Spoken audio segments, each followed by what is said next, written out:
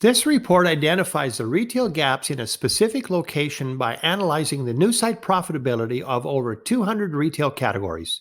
It's powered by our Thinking in Layers digital twin retail model, the latest technological advancement in location intelligence. Figure 1 is a map of the large neighborhood site in Mill Bay, British Columbia, and the surrounding shopping centers. Figure 2 provides the site-specific metrics of each retail category.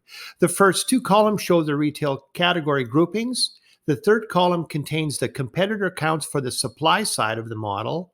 And the fourth and fifth columns, the adjusted market size in terms of consumer spend and households. Note how the values vary across retail categories, showing how the model accounts for consumers that live inside the trade area but purchase goods and services in larger nearby centers. The next column contains the site selection action, where the first part is the recommendation and the second part the rationale. For example, best new site, low competition refers to sites in the top 15% of revenue potential and the bottom one-third of competition.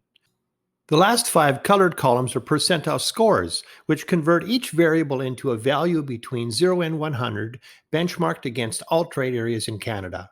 The first column indicates the revenue potential of a new build. A score of 75 means the revenue potential is higher than 75% of all trade areas in Canada. A value of 50 means it's average. The next two columns help us understand the rationale behind the new site revenue potential by scoring the input supply and demand from previous columns. The last two columns provide brand sentiment and awareness scores, which are defined as the average Google rating and the total Google review count for the trade area. Locations with low sentiment scores are preferable for a new build because it indicates that consumers are not satisfied with the current competitors, and awareness scores indicate how strong the voice is. Scanning the table for opportunities suggests that the best opportunities are not located in restaurant categories because new site revenue scores are only average for both total full serve and total fast food restaurants. However, if you had to, a Chinese restaurant would likely be the best option.